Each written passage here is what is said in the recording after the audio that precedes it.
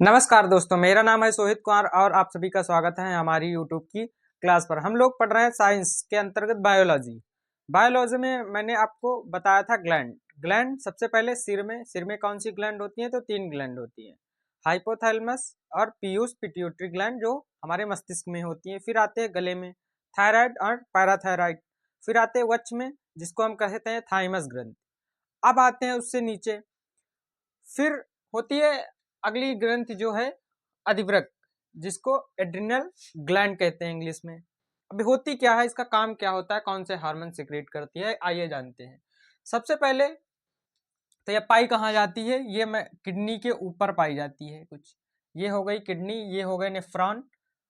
और किडनी के ऊपर कुछ झालरदार होती है, उसके अंदरूनी भाग को हम मेडुला कहते हैं, जो अधिवृक्क का 20% भाग होता है। यह कौन कौन से हार्मोन सिक्रीट करता है? तो एड्रेनलिन और नॉरएड्रेनालिन, जो ये दो हार्मोन्स नामक जो हार्मोन्स होते हैं इनको सिक्रीट करता है। फिर आते हैं ऊपरी भाग को। ऊपरी भाग को हम कहते हैं कॉर्टेक्स। ये कितने % भाग होता है? तो यह लगभग 80% भाग होता है।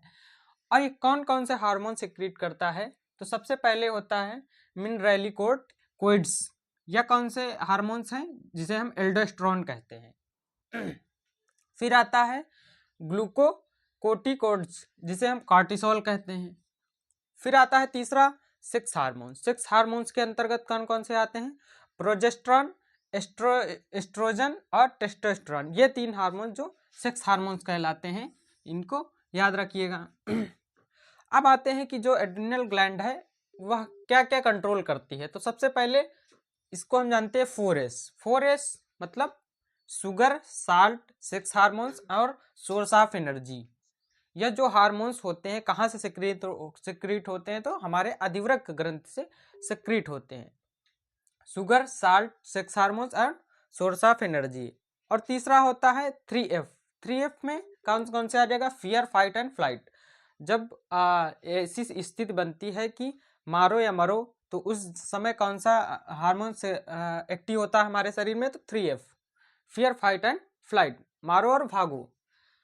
अब आते हैं कि अगला पॉइंट इसका क्या है कि इसको सुपर एड्रिनल ग्लैंड या इमरजेंसी ग्लैंड के भी कहते हैं। इमरजेंसी ग्लैंड क्यों कहते हैं? कि जब हमारे आसपास या परिस्थिति में इमरजेंसी यानी आपातकालीन स्थिति बन जाती है, तब यह एक्टिव हो जाती है। कौन सा? 3F। सबसे पहले जो एल्डोस्टेरोन हार्मोन्स है, एल्डोस्टेरोन हार्मोन्स, अब यह होता क्या है? यह लवण प्रतिधारक हार्मोन्स कहलाता है। क्या कहलाता है? तो सबसे पहले हम देखेंगे कि लवण प्रतिधारक हार्मोन कहलाता है कौन? एल्डोस्टेरोन। दूसरा पॉइंट क्या है? यह सोडियम, पोटेशियम एवं क्लोराइड पर नियंत्रण करता है। किस किस पर? तो Na को कहते हैं सोडियम, K को हम कहते हैं पोटेशियम और क्लोराइड Cl, क्लोराइड पर नियंत्रण करता है। कौन करता है? तो एल्डोस्टेरोन जो हार्मोन्स होता है, ये 3 चीजों पर नियंत्रण रखता है। और अगला पॉइंट क्या है कि यह सोडियम एवं क्लोराइड का पुनरावशोषण करता है। पुनरावशोषण करा के शरीर को हाइड्रेट रखता है। जो एल्डोस्टेरोन हार्मोन होता है वो क्या करता है? जो हमारे शरीर में सोडियम पाया जाता है और क्लोराइड पाया जाता है, उसको बार बार से पुनरावशोषित कर कर हमारे शरीर को हाइड्रेट रखता है, यानी पानी की कमी नहीं होने देता है हमारे शरीर में। और अगला पॉइंट क्या है? यह पोटेशियम का उत्सर्जन करता है। यानी जो एल्डोस्टेरोन है वह जब किसी का पुनरावशोषण कराएगा तो कुछ ना कुछ उत्पन्न करेगा, तो यह पोटेशियम का उत्सर्जन करता है, यानी K का उत्सर्जन करता है। फिर अगला पॉइंट क्या है? जल की मात्रा का नियंत्रण करता है। और क्या करता है? तो जल की मात्रा का नियंत्रण करता है। अब आते हैं कि जो एल्डोस्टेरोन है इसकी अधिकता से कौन से रोग हो जाते हैं। तो सबसे पहले क्या हो जाता है? सोडियम का स्तर ब्लड में बढ़ जाता है। जब हमारा खून होता है उसमें सोडियम यानी Na का स्तर बढ़ जाता है। जब Na का स्तर बढ़ जाता है और पोटेशियम का स्तर कम हो जाता है, यानी K का स्तर घट जाता है। और क्या होता है? रक्त दाब बढ़ जाता है, यानी ब्लड प्रेशर हमारा हाई हो जाता है, यानी BP या भी बढ़ जाता है। और क्या होता है? त्वचा में धब्बे पड़ जाते हैं। त्वचा में जो हमारे लाल कलर के चकत्ते पड़ जाते हैं, धब्बे पड़ जाते हैं, और क्या होता है, किडनी डैमेज हो जाती है, क्योंकि किडनी को ज़्यादा काम करना पड़ता है, किडनी को बार बार छानना पड़ता है, जल्दी जल्दी से काम करना पड़ता है, इसलिए किडनी डैमेज हो जाती है, क्योंकि जो हमारा पोटेशियम है भारी धातु के अंतर्गत आता है। और कमी से जस्ट अपोजिट कर लीजिए। अब जब अधिक एल्डोस्टेरोन की अधिकता से कौन रोग होगा, जिसे हम कांस्य रोग कहेंगे, क्या कह देंगे, तो कांस्य रोग। कमी से एडिशन रोग, कमी से एडिशन रोग। तो कभी कभी पूछ लेता है कि एडिशन रोग किसकी कमी से होता है, तब आप अगर हार्मोन्स पूछे तो एल्डोस्टेरोन बताना, और जैसे तत्व पूछे तो सोडियम या पोटेशियम बताना। सोडियम की जो है वह लेवल घट जाता है और पोटेशियम का लेवल बढ़ जाता है।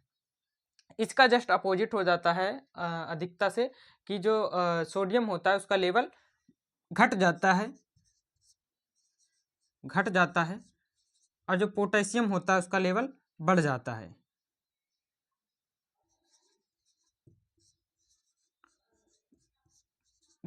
तब कौन सा रोग होता है, एडिशन रोग। और निर्जलीकरण हो जाता है, यानी डिहाइड्रेशन। क्या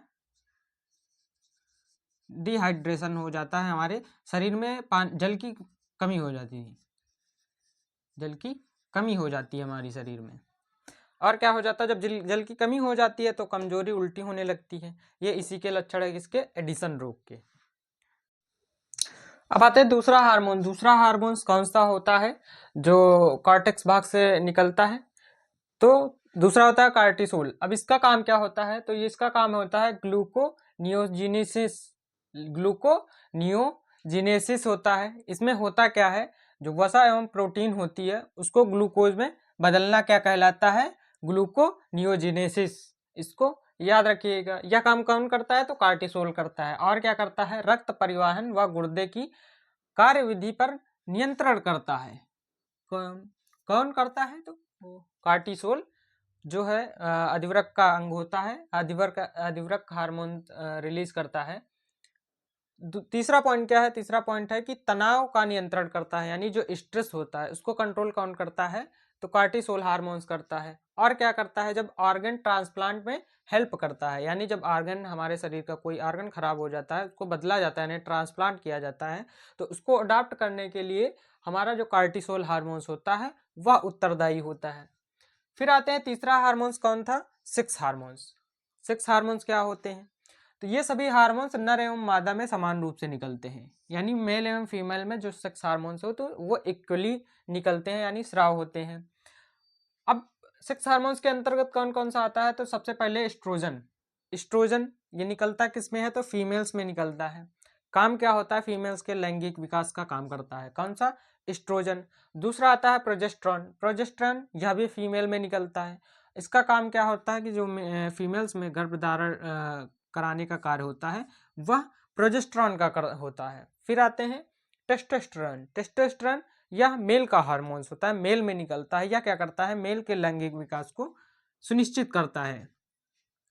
परंतु जो अधिवृक्क ग्रंथि में गांठ बन जाने के कारण हार्मोन अनियंत्रित हो जाते हैं।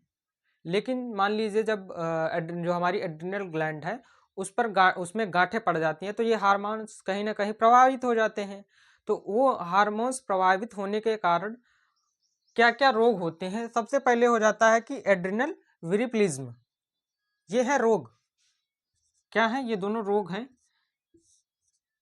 सबसे पहले एड्रिनल विरिप्लिज्म, इसमें होता क्या है, तो इसमें जब नर हार्मोन्स मादा में अधिक हो जाते हैं, यानी जो टेस्टोस्टेरोन मान लीजिए फीमेल में बढ़ गया, तो क्या होता है, तो पुरुष के लक्षण महिलाओं जैसे हो जाते हैं, यानी मेल्स के लक्षण फीमेल जैसे हो जाते हैं। जैसे कि त्वचा में रूखापन आ जाता है, आवाज़ मोटी हो जाना, और दाढ़ी मूछ आ जाना, और बांझपन, ये सब महिलाओं में होता है, फीमेल्स में।